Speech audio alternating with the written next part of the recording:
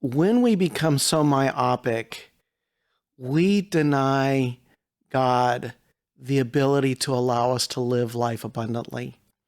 We live life in a pigeonhole, not in the way that He created us to have these great experiences all over the place.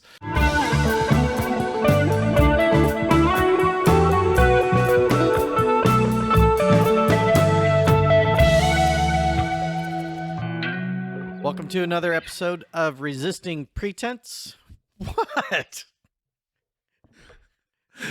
So for you that are watching, he's putting his hands wide out I'm like he's like, stretching. welcome. We're so glad you're stretching. here. Oh, Come on shut up. in. We're So- having honest conversations about a life of faith in modern culture. Dang it. Are we going to retake that? Or No way. Okay. That'd be pretentious. And we resist that. So That's right. yeah. We do. Topic today, we actually, we're going to cycle back to a follow-up on a podcast we did 2 or 3 times ago. I don't know. We did a podcast. We were talking about loyalty, and we kind of bashed our culture a little bit about the lack of loyalty to things like, like your favorite restaurant, and then they serve you a bad meal once, and you're like, I'm never going back. And Bunch of quitters. yeah. Sorry. I think Brilliant. I think there was good stuff in that podcast, but as we reflected on it, we talked about, you know what, there are examples of the other side of the coin in our culture of like extreme loyalty, maybe even at times too far, like the pendulum swing too far the other way. But we thought it'd be valuable to talk about the other side. So this is like loyalty 2.0, this conversation. And in particular, let's break down like some of the ways we do see loyalty, even extreme loyalty in our culture. What do you see, Scott? Oh, there are a number of things, and I'm gonna pick on. Oh, wait. Before you pick on anybody, we have to thank our unofficial sponsor, Diet Coke. Thank you for letting us drink your product. buy your product.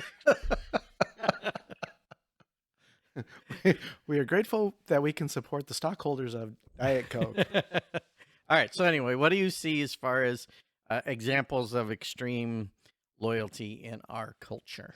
I'm gonna pick on one probably in our own circle, and so we'll probably get some emails back on Nice. this one. But if you listen to Dave Ramsey, Yeah. and oftentimes the Ramsey followers, the Ramsey Ramseyites, I don't know what they're called. I don't know what they're called either, but I mean, They're called richer than us. yes, they are. Yes, they are. But they are so passionate about it They that are. everything.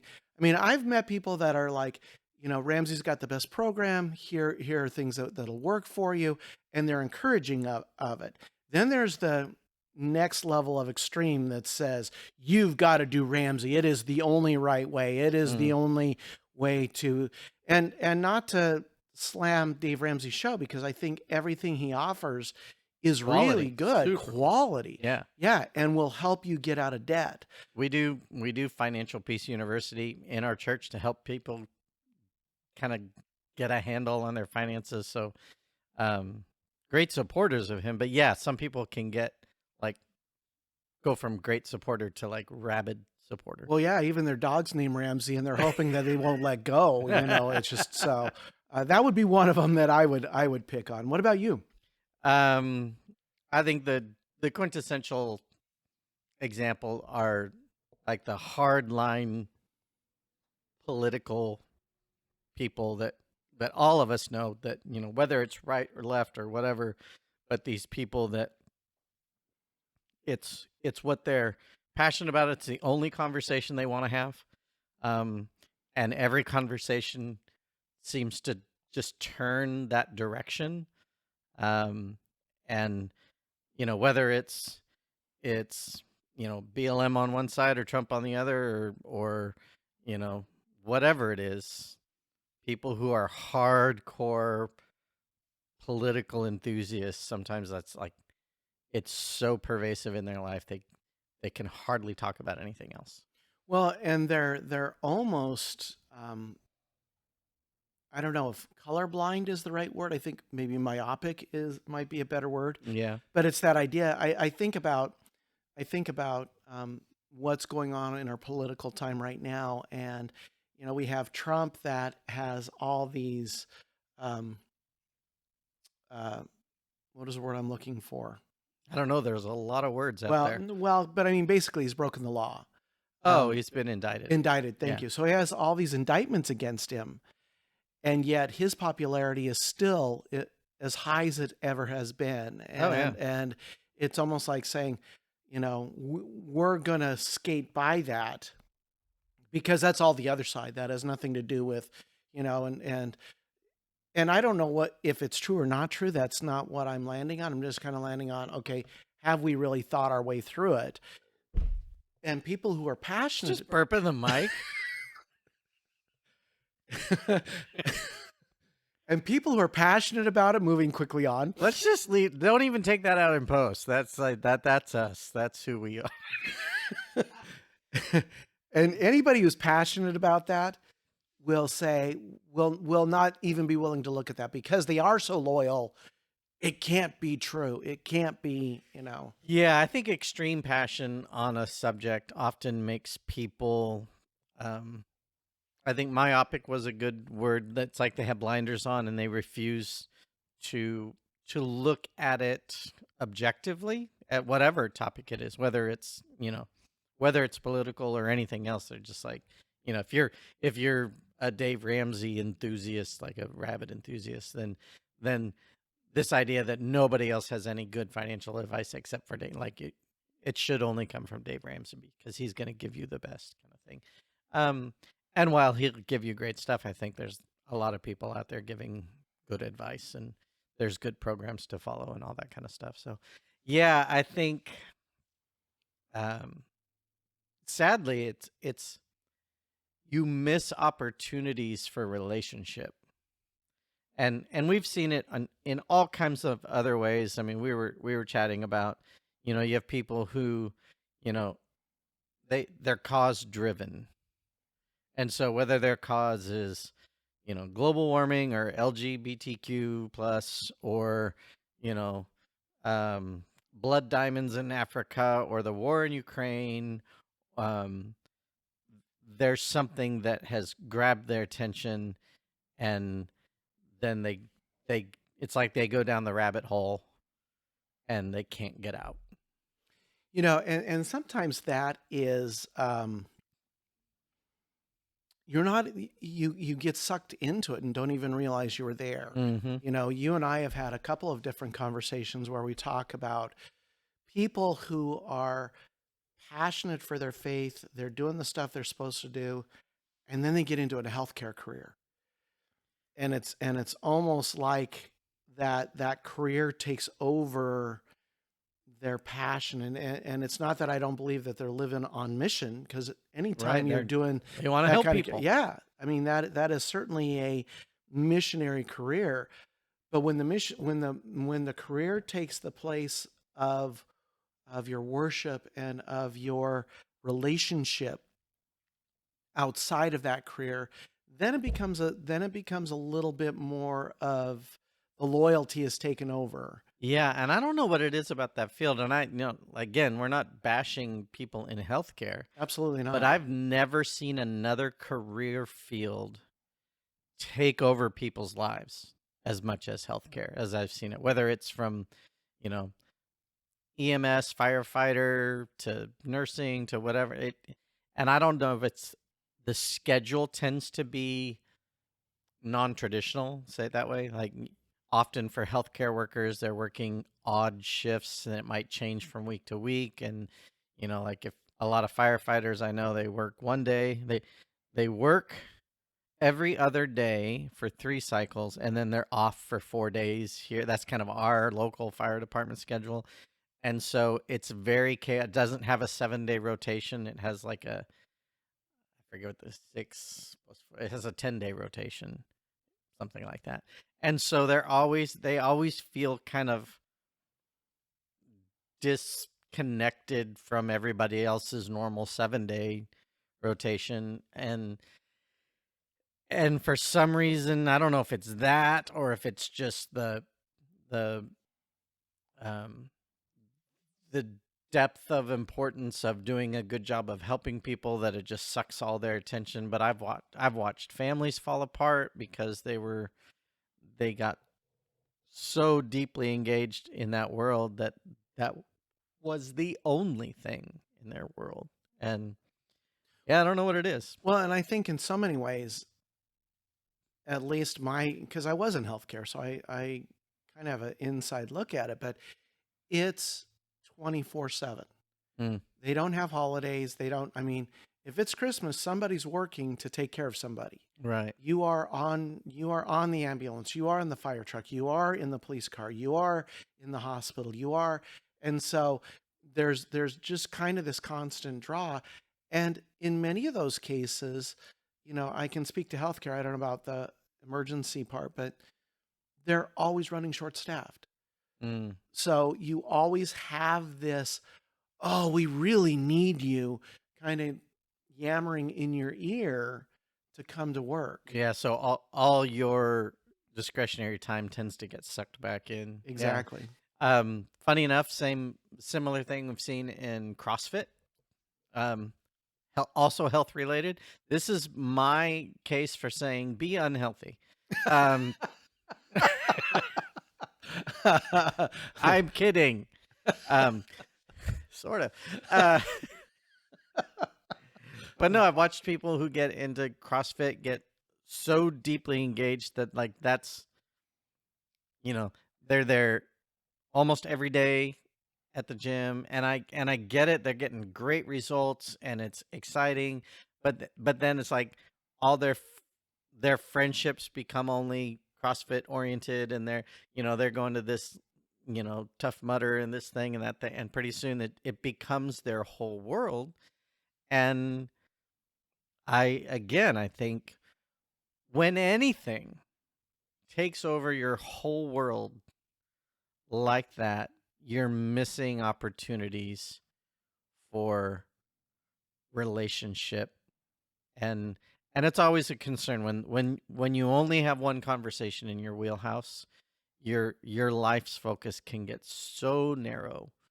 Um, it's a it can be a scary thing.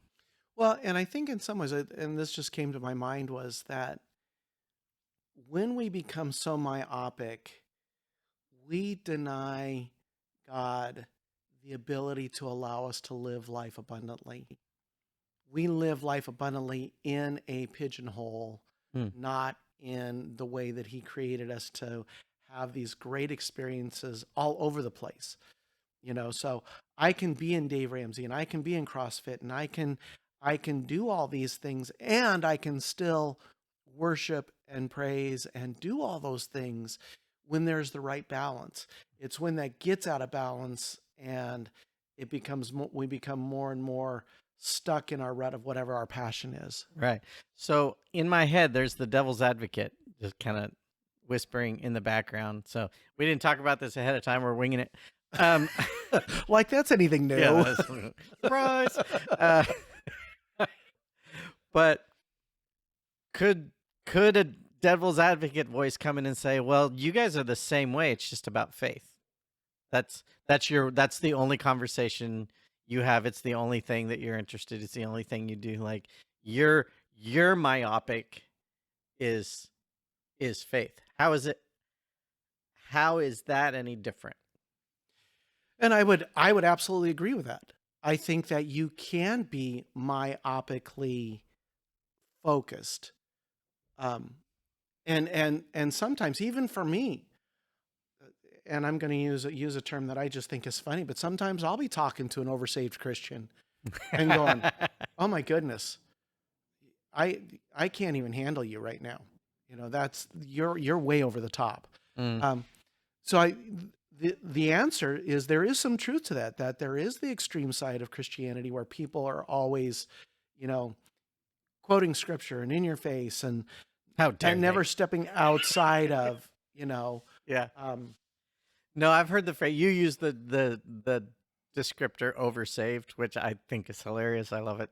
I've also heard this is an older phrase from like my childhood people who would say, "You can be so heavenly minded, you're no earthly good." yeah, Um, exactly. and I do think like if you're a follower of Jesus and a passionate follower of Jesus, but you just can't have a conversation with someone about the weather, or you can't have a conversation with someone about, you know, what's happening in the sports world or what's happening in the, in the political world Well, or you know, the the Saints are winning, right? I mean, yeah, well, we're all saints according to the Bible, you know, like it's like take a breath. It's all right. Have a conversation about football. It's okay. Saints are always going to win because Saints go to heaven. now it's not okay on the football passionate side to be missing fellowship because you have to watch a game. Sorry. Bad pastor, no potluck. Um, so I think there's this issue of balance, and I think I'm an advocate that your faith should inform your whole life, but it doesn't mean that you can't show a balanced interest in a lot of things and not be that myopic. Um, and so I was thinking about, what I love about this topic is I love passion in people. Mhm.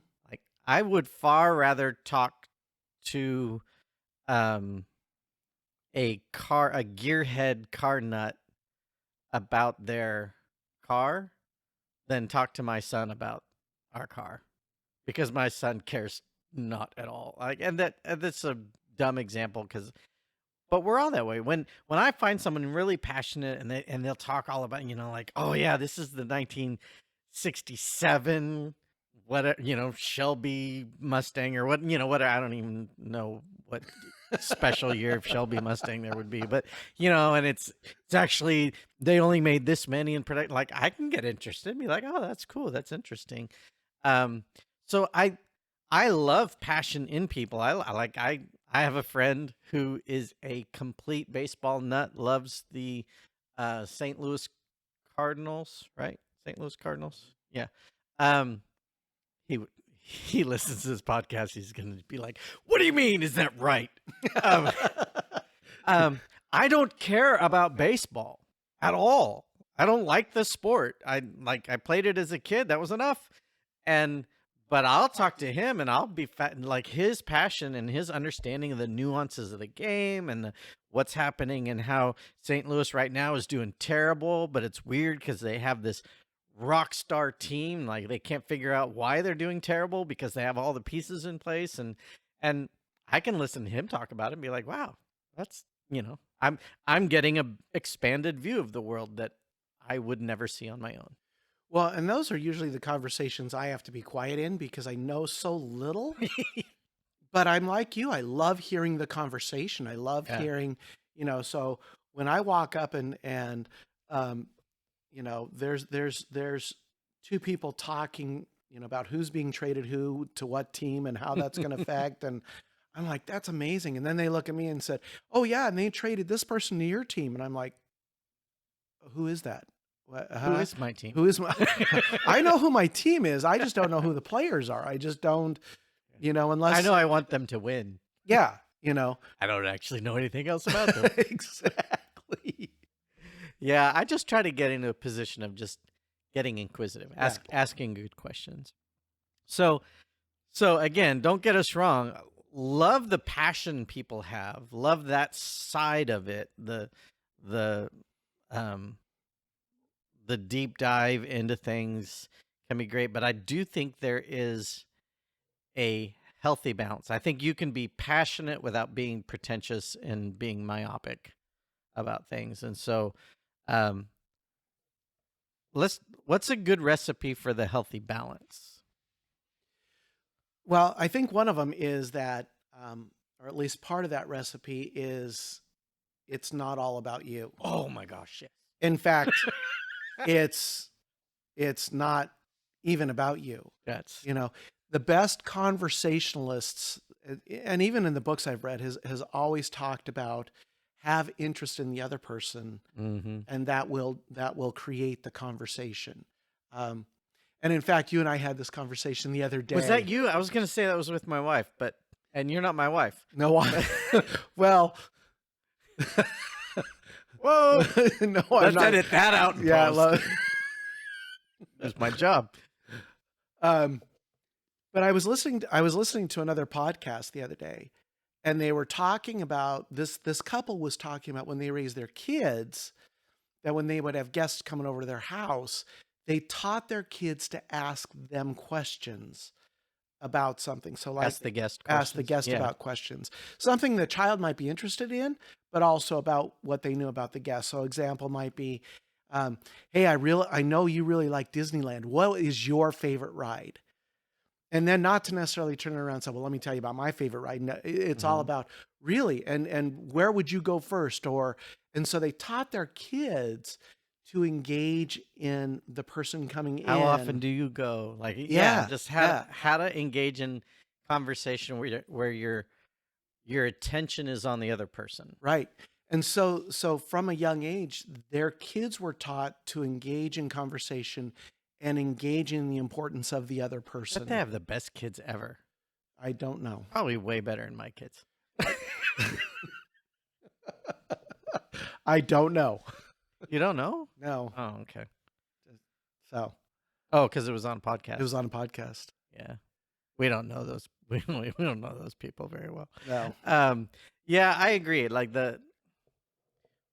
when you can be okay enough in your own skin that not every conversation has to be about you, and that's the power, I think, of that example with getting their kids to ask those questions, not so they can insert, well, this is what I think, or this is what not so that the kid can insert themselves in the conversation, but just to get into that person's world.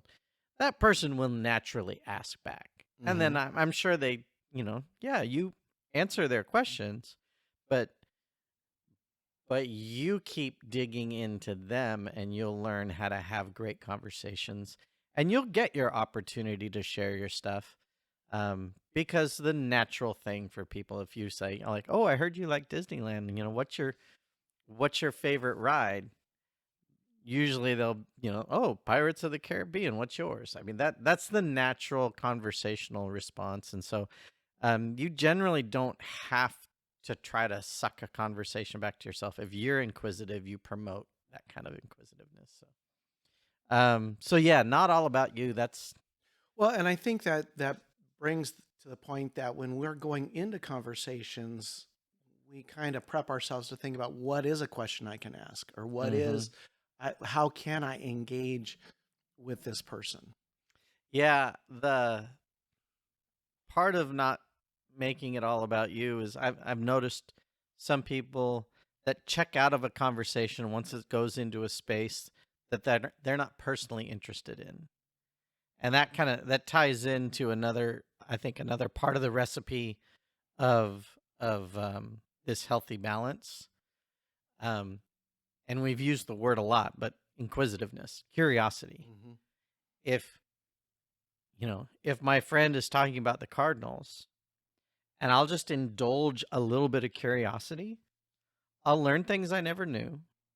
And I'll engage with my friend in a way where he feels really kind of he feels the respect of attention being given to him, and with him even knowing I don't care that much about baseball, but if I get inquisitive, then all of a sudden, he gets the freedom to talk, and then he turns around and he asks me about soccer. He doesn't care a whit about soccer, but he's learning about it because he's reciprocating in that. Well, and I think that idea of being curious and inquisitive says to that other person, you're interested in me.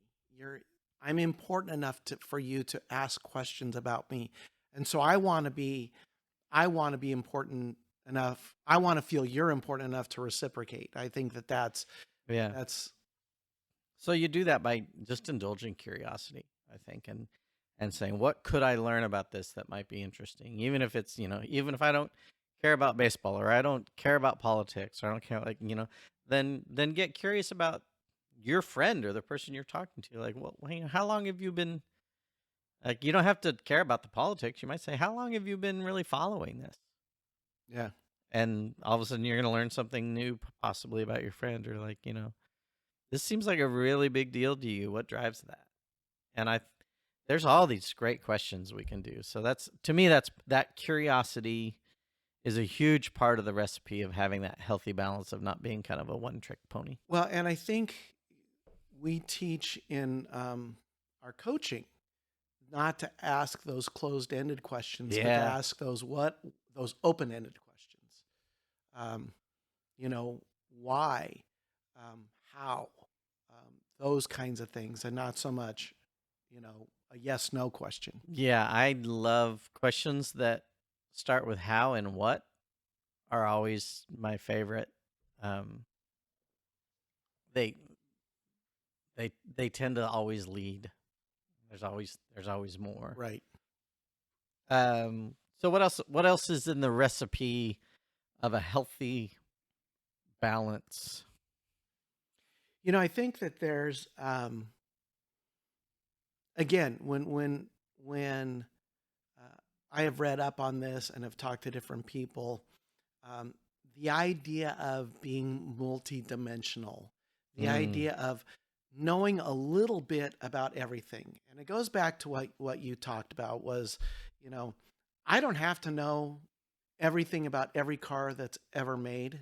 There's enough gearheads around that I can do that. But if I see somebody who's passionate about cars, I can at least begin the conversation. And it may be as simple as, you know what, I used to have a 1963 Mercury Meteor, and that will take it off. That may be just enough to begin the conversation.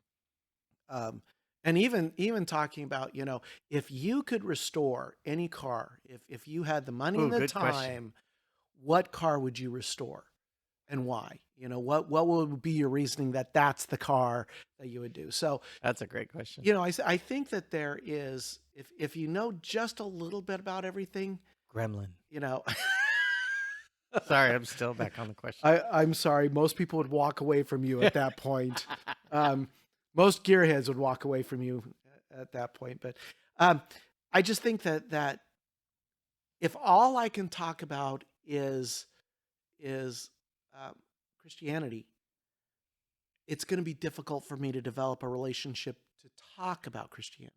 Mm. But if I can develop a number of different conversations, at some point when I begin having that conversation about Christianity, they're going to say, oh, or they're going to think, I hope, he is respectful enough to know about me. I need to be respectful enough to at least hear him out. Well, yeah, and I think when you indulge, you know, multiple threads of conversation, when you indulge that curiosity, inquisitiveness, one of the things that is important to me, like I usually don't launch into faith conversations like, hey, let me tell you what I believe. I think it's much more respectful of someone to just start with, hey, what do you believe about this stuff? When there's an opportunity to open that conversational door, I open it with curiosity. Like, where are you at? What do you believe? And they may ask me in return, they may not, but it opens a door that then kind of gives permission for that conversation to continue. I always Well, and I think oftentimes, um, at least some of the conversations I've been in, they've assumed they know what I believe.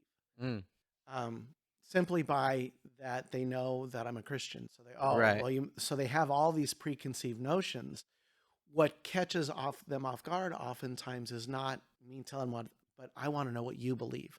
I Right. want to know how you arrived at this belief. Yeah. And I think a lot of this, to me, there's one more element of the good recipe, and that would be putting relationship first. And these all kind of, I think, overlap in a lot of ways. I mean, saying it's not about you, it's not all about you, and putting relationship first certainly have um an overlap, and being curious with putting relationship first has an overlap. And when we die, have you ever heard the adage, the person who dies with the most toys still dies? They don't win. They don't win with the most toys, 'cause you can't actually take them with you. I guess you could get buried with them, but you don't get to play with them. So, um, but at the end of the day, what will matter far more than accolades or accomplishment or wealth or anything else are the lives that we've connected with, the people that all of that allowed us to influence and be a part of their lives and connect with. And I think ultimately relationship is the real meat and value in life. You know, it struck me as you were talking about that. One of our, um, I don't know if it's unfortunate roles, but we do funerals. We Yeah, do yeah. celebrations of life, and it's always fascinating to me to see the number of people who come. And we've been in celebrations of life where the room is packed. Mm-hmm. Um, we've been in celebrations of life where it was, A little thin. yeah, that's yeah. Um, and I think we all would love to have a room of people that say, "Hey, I'm celebrating this person," and to the person who has died, they don't. It doesn't matter. That ship But has it sailed. but it is an indication of relationship. It is an indication that um, that this person has been engaged in amazing relationships. And I'm going to use my mom as an example. So, mom, if you're listening, you can shut it off now. Um, but my mom had this adage that when you're young, you go to more weddings than funerals. But as you Mm. get older, you go to more funerals than weddings. And I thought about that, and I thought, my mom, 92 years old, has outlived most of the people that she's had relationship Wow. before her. But my mom also is so engaged in relationship that she has this big group of friends that still come around and support her and Mm. love her, and she loves them right back. Yeah. I mean, it's this amazing thing that, you know, when she finally dies, it's not like there's going to be very few people because she's constantly been in this mode of loving people and making the relationship first. Mm. And so it doesn't matter. I had a guy say, "Well, you'll always tell the age of the person at the funeral because of how many people are in there. You die young, you have a lot of people in there." And there's some truth to that because you've developed all these relationships. Right. But developing relationship doesn't change just because you get older. It should be something that we do all our lives. And I think about one of our men in our church who comes every Sunday at 9 o'clock, whether his wife is able to or not, and he comes because of relationship. He Mm. comes, you know, again, he's going to be one of those people that when he finally goes home to Jesus, I think that there'll be a ton of people in our seats saying, "I knew this guy." Yeah, and it's interesting. Every once in a while in a funeral, we'll do a funeral where it's important to the family that they kind of highlight some accomplishments in that person's life, like, especially, if they're reading like a eulogy or something, he was able to accomplish this and this and this. But rare honestly, more often than not, that stuff's either a very small part or non-existent in most services that we've done. No, nobody goes like, "Well, at his best, he made $85,000 a year." Like, nobody's saying that at a funeral. They're not highlighting your highest career accomplishment of what you made, or how many what your sales data was, or what, nobody's talking about that. We spend so much of our lives in pursuit um of career accomplishment. But when it comes down to what we say about a life as it's sunsetting, as it's ending, very little of that pursuit makes it to the funeral service. Maybe a few little notes of, like, hey, they served as the, like, I think we did one for a guy that was a um, career firefighter guy, and hey, he was a captain in this department for so many, and that kind of thing. Um, but then all the stories are about the way that person touched my life, and the way, he mentored me, or he coached me, or he did this, or she did this or that. And so I I think the importance of relationship over issues. Like, issues are just the context for relationship. And if we can put relationship first over issues, I don't think we'll ever really regret it. Well, and very rarely, as I think about this, the celebration of life is really the great equalizer. Mm-hmm. That when you come into a celebration of life, all of your passionate loyalty kind of gets left at the door. Right. And you come in and you're able to say, I remember so and so because of how they made me laugh, or because of how they used to treat me.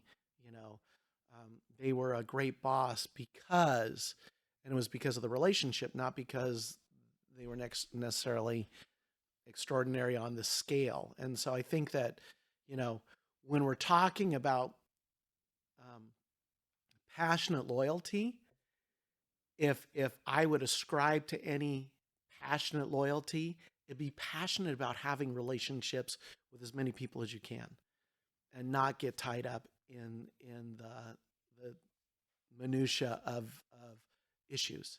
Yeah, and I, like, you just gave me a little bit of a heart attack. Um, the idea of having relationships with as many people as I can scares the willies out of me, but certainly having deeply significant relationships with the people that I can, then I get really engaged in that. Like, yeah, I the bandwidth to have a ton of them is a little challenging for me, but definitely, like, that, having those deeply meaningful, connected, curious, multidimensional, like, that's what's going to be valuable at the end of the day. Absolutely. And a lot may be relative to who you are.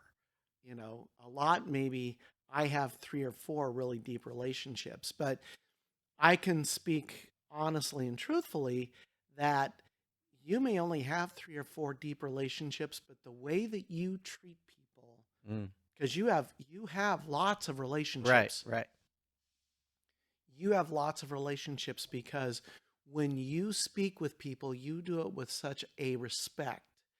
Even when you disagree with them, you can disagree with them in a way that they still walk away going, okay, I know he differs with me, but he still likes me. He still respects me. He still engages with me. And I think that says volumes, Mm. um, versus somebody who comes out driving so passionately about whatever their You just feel soapbox is. steamrollered. Yeah, yeah. It's like I don't, those, and honestly, those are the people that I'm walking down Walmart and I'll turn around and go to a different aisle just because I don't want to run into them again. Bad pastor. I and I feel bad about that, but there's a point where I go, I emotionally cannot take that on again. Yeah, yeah. So Well, so I think, to the listener, if you leave with anything out of this, and it's certainly what I'm leaving with, is the renewed commitment to put relationships first, to take the effort to be inquisitive, and to know that that's going to be far more valuable than just pushing and pushing and pushing the things that I'm passionate about. And generally, you get there anyway. When you value the relationship, when you get inquisitive, you usually end up getting the opportunity to share your passions as well. But when you lean in to just demanding that the conversation be all about your agenda, often those conversations don't really satisfy. Right. So, and honestly, it's what God made. I mean, God made us for a relationship. He made us for a relationship with Him. He made us for a relationship with each other. It satisfies something deep inside of us, and if we can learn to do it well, then we find a life that has a lot of meaning. Yep. All right. Anything else, Scott? No, there's people I need to go talk to now because I know.